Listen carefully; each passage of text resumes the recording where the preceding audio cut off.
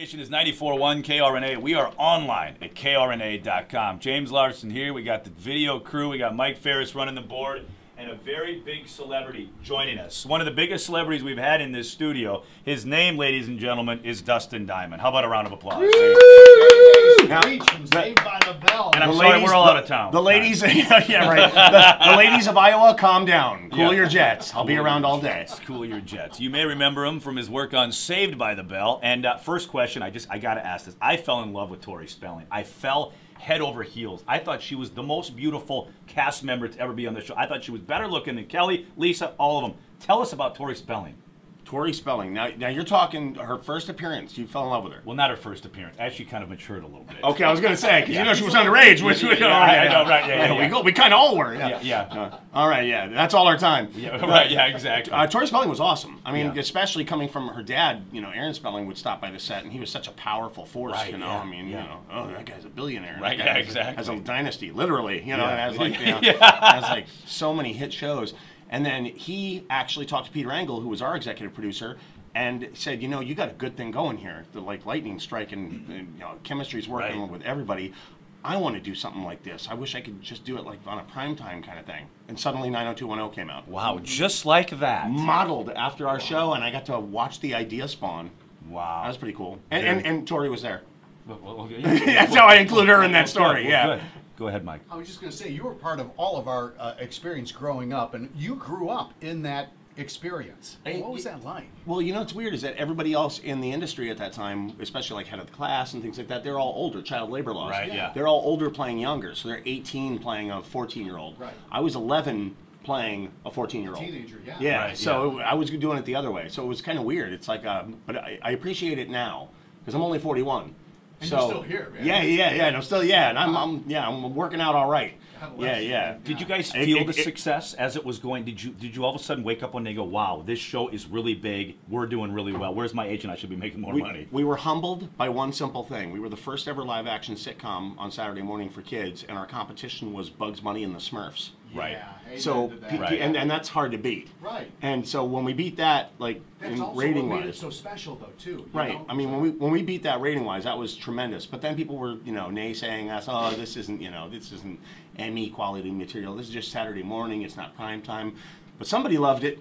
And in fact, 160 countries loved it. Yeah. You know, and they still do. Yeah, 16 times a week. Yeah, right. I mean, those checks still roll in. Residual checks, buddy. Yeah, Residual checks, yes. They get less, though, the more the show airs. And since it's so popular, you know, you save up 6 months of Is that how that works? hundreds of checks worth, 40 cents. Right, yeah. Well, we're going to find out why Dustin is in Cedar Rapids. And it's not just to talk about Saved by the Bell. We're going to play a song, and then we're going to come back. And you're in Cedar Rapids. It's up to you, man. We don't have to. We can just, okay, well, then let's not play a song. Then let's just get right. What the hell are you doing in Cedar Rapids, Iowa? I am performing stand-up comedy at Penguin's Comedy Club tonight at 8 o'clock. And I'm in Dubuque at the Q Casino tomorrow. And I don't know what time that is, but I'm sure the website will have that. Yes. But yeah, and it's going to be a good time tonight. I've been doing stand-up comedy 20 years now. Wow. So you've actually been doing stand-up longer than you were doing television if you're 41 years old. Yeah, 33 years I've been in the industry. 20 years I've been doing stand-up. I've been to 13 countries. 47 weeks out of the year I'm on the road doing stand-up. So I do roughly about 400 shows a year for 2 decades now. So is it a trip down memory lane? Is it all stand-up? Or do you give us a little bit of the behind the scenes? Because everybody wants to know what happens behind the scenes. I do a couple Saved by the Bell jokes, but remember, 20 years, I can't, like, I started out the first 5 to 7 years, people were like, you got to talk about this. So I did. But then after that, you start approaching the 10-year mark, and you're going, like, I want to talk about something different. But so it's it still starts. the greatest hits. I mean, because that's like a Stones concert, not hearing Satisfaction. Yeah, so a little bit. Yeah, so it's still there, but I don't think anyone's going to be lighting lighters and waving them in the Penguin's Comedy Club. Well, yeah. But Mike made a point. You're one of the most recognizable child actors almost of all time. Actually, Jeff Johnson said it. The guy who booked the show said it. He compared you. Who did he compare it to? Another child actor. It wasn't just Urkel, it was somebody else. But you, Urkel, yeah, but think about. I mean, you know this, like cultural icon. Yes, yes. I mean, you say Screech. My mother knows who Screech is. Well, you know why? Because everybody grew up with a Screech. Yeah. You know, and if you didn't, well, you were the Screech. Sorry. Yeah, right. Yeah. If you don't spot a sucker in the first 30 seconds of the poker game, you're the sucker. Yeah. There's a million ways to look at it. 1 out of every 3 people is ugly. Look to your left and right. If they're good looking, guess what? Yeah. Guess what? Yeah. Exactly. I'll be here all night. Tip your waitstaff. Yeah. Now, how much of that character? I mean, they give you a script, they tell you the lines to say, and they pair you with other actors, and the chemistry has to be there. We all know that. But how much of that was just you and your spontaneous kind of? Well, we film in front of a live studio You audience. did, it was live, okay. Yeah, so it was always live studio audience. So I mean, you know, at some point you get some, you know. Did you draw that from your home life? Yeah, I mean, at some point you get some, you know, some leeway to kind of make your own thing up. But you also got 40 writers in the room upstairs going, "Hey, you didn't say the thing I wrote." Oh, you know, wow. so there's a little bit of politics going on. But they can't stop you from saying something that cracks the audience up, and then the executive producer goes, "I like that, keep that." Right. But then next week your lines may not be so good because that writer's mad at you. So you have to be careful with it. But yeah, there's some of that going on. Years old, you gotta think Yeah, about, yeah. oh, It's God, hard to learn how to battle with Spartans when you're 12. Yeah. Were you friends with all the guys on? Sorry, Mike. Were you friends with everybody? Yeah, on yeah, the crew? yeah. But I was younger than everybody else. Oh, so, I you mean, were? Yeah, I mean, Okay. so when you're 38 and someone's 41 or 42, it's no big deal. When you're 11 and you're 15, that's a huge gap. Yeah, they're smoking cigarettes. and Insurmountable. Yeah. Yeah, exactly. Wow. It was just such a big part of our lives growing up. Seriously. Wait, well, one second. Well, no, Where were you going with that? You said they're smoking cigarettes, whereas I'm smoking secondhand cigarettes. Yeah, I guess. Yeah, I don't know what an 11-year-old does. It's been Drinking bubble 27 gum years. Yeah. Exactly. Yeah, they were smoking cigarettes and you were coughing. And you were coughing, yeah. We're in the studio today with Dustin Diamond. You may remember him from Screech on Saved by the Bell. He was also the villain, they told me, in the bio on Celebrity Fit Club. You were the bad guy on that show. I know. Villain. You know what's weird is all that so about? many people freaked out about that. I'm like, guys, everything on TV is scripted, man. Right, yeah. What are you talking about? Like, none of the reality things are totally real. Right. It's all scripted. Yeah. Mind blown. Yeah, you get that, but you'd be amazed how many people don't. Like, oh man, why are you such a jerk on that show? I'm like, because they check cleared. Yeah, right, yeah, exactly. That's why I was hired, and I want to do it again. I want someone else to. Sign me up. Well, I figured at the time, 8 weeks of playing the bad guy, they wanted someone else to play the bad guy. I figured, give me 8 weeks, put me in like Breaking Bad or Dexter. Right, or something yeah, like that. exactly. I'm an actor. Exactly. Darn it, I want to get out there. Now, speaking of acting, good segue, if you don't mind us talking about it. You were in a pornographic movie. You decided to do that. We've all had the thought about doing it, but you actually did it. They had a lot of private tapes that were getting out way back when. The sex tape craze was a huge thing. And Paris Hilton was rumored, they said on TV, it was rumored that she had made $14 million off her revenue off accepting the lesser of the evils and saying it's going to get out there anyway, I might as well try and get some control off of it and make something off of it. My buddy and I were sitting on the couch, and my buddy went, man, 14 million. Screech porn's got to be worth at least $1 million. At least $1 million. At least $1 million. I'm an opportunist. I said, hey, wait a minute. I called my lawyer and I said, find a stunt double, find me some actors, actresses, whatever, and we'll get this thing shot. It was a stunt double. Yeah, it's all. Nothing is real. Yeah, you're right about that. And nothing out there is real. It's all puppeteering. Well, now I don't feel so bad sitting next to you because when I watched the video, I had to turn it off. I go, another guy with. If you can't tell if it's real, if you can't tell if it's real or fake, I did my job properly. So did you make some good money off it? It did not make $1 million. I will say it did not. Unfortunately, it did not make $1 million. Wow. But I had to try.